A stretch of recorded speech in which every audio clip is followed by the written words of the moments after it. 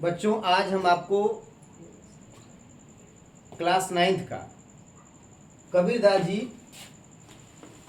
का जीवन परिचय के बारे में बताएंगे। कबीरदास जी के बारे में एक बहुत अच्छा दोहा प्रचलित है उनके जीवन के बारे में। अगर आप पेपर में कोड करके लिखेंगे तो बहुत सटीक आएगा। जैसे संवत 1455 में रामानंद से पावरदान, संवत 1455 में रामानंद से पावरदान, जन्म दिया विधवा ब्राह्मणी, उपजा संत कबीर महान, लोक लाज त्याग मात पड़ा लहतारा के पास, नीरू नीमा दंपत्ति ले जाकर पाले सहित उल्लास।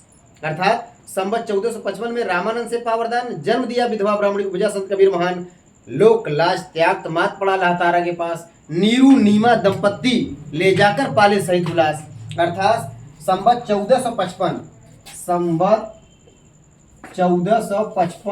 सन 1398 में वाराणसी के लहतारा नामक स्थान पर इनके बारे में कहा जाता है कि ये जन्म नहीं लिए थे, ये प्रकट हुए थे।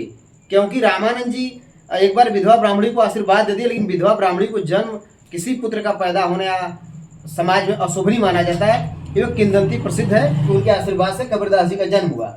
लेकिन इनका जन्म के बारे में चर्चा है कि मगहर में जन्म लिए हैं या काशी में या आजमगढ़ में, 3 जगह फेमस, लेकिन काशी फेमस है।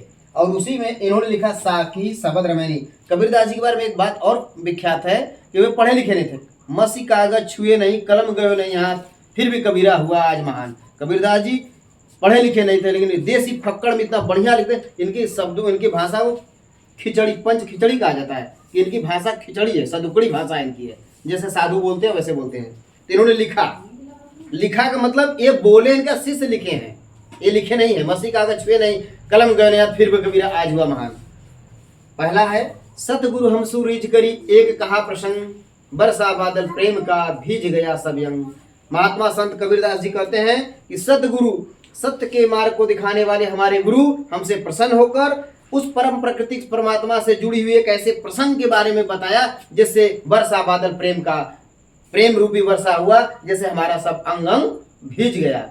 इस पंक्ति में, इस दोहे में कबीरदास जी कहते हैं सदगुरु हमसे, हमें सत्य के मार्ग दिखाने वाले अर्थात इनके गुरु रामानंद जी ने उनसे एक प्रसंग कहा जिससे एक प्रेम रूपी बादल का वर्षा हुआ। प्रेम रूपी बादल से ऐसी वर्षा हुई जिससे इनका सब अंग अंग भीज गया। उसके बाद फिर दूसरे दोहे हम कहते हैं राम नाम के पड़तरे, देवे को कछु नाही, क्या ले गुरु संतोषी हौस रही मनवाई। इस दोहे के बाद फिर कबीरदास जी कहते हैं कि राम नाम के पड़तरे, राम नाम, ये राम जैसे 3 तरह 4 तरह के राम धरती पर पैदा हुए हैं।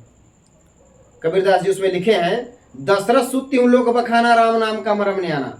एक दशरथ के बेटे हैं राम, उनके बारे में लोग जानते हैं कि राम अयोध्या में पैदा हुए।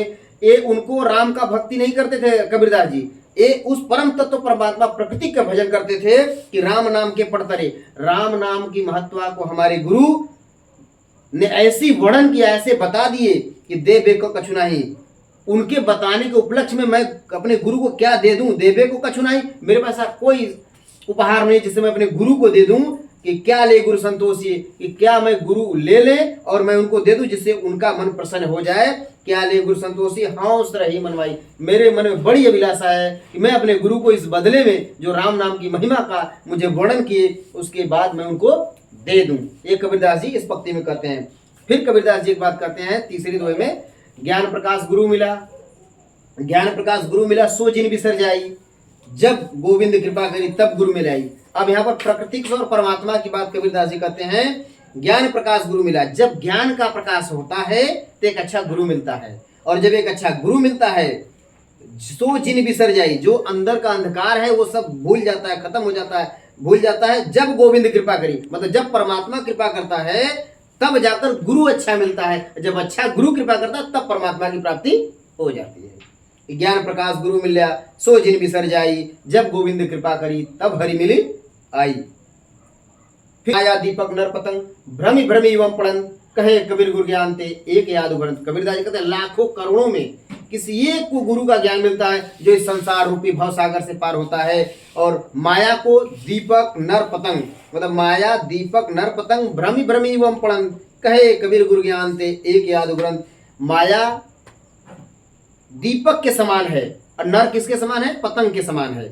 जैसे दीपक जला देंगे तो तमाम टिड्डे मिड्डे कीड़े मकोड़े उसके ऊपर गिरते हैं, उसमें जल जाते हैं, जाकर मर जाते हैं, लेकिन उससे चफने रहते हैं जाकर। वैसे मनुष्य माया में लगा रहता है, माता पिता भाई बंधु सबके साथ लगा रहता है, अंत में वो मृत्यु को प्राप्त होता है, उसको मोक्ष नहीं मिलता है। इसीलिए कबीरदास जी कहते हैं इस माया रूपी संसार में किसी एक को ज्ञान मिल जाता है जिससे उसका उद्धार हो जाता है।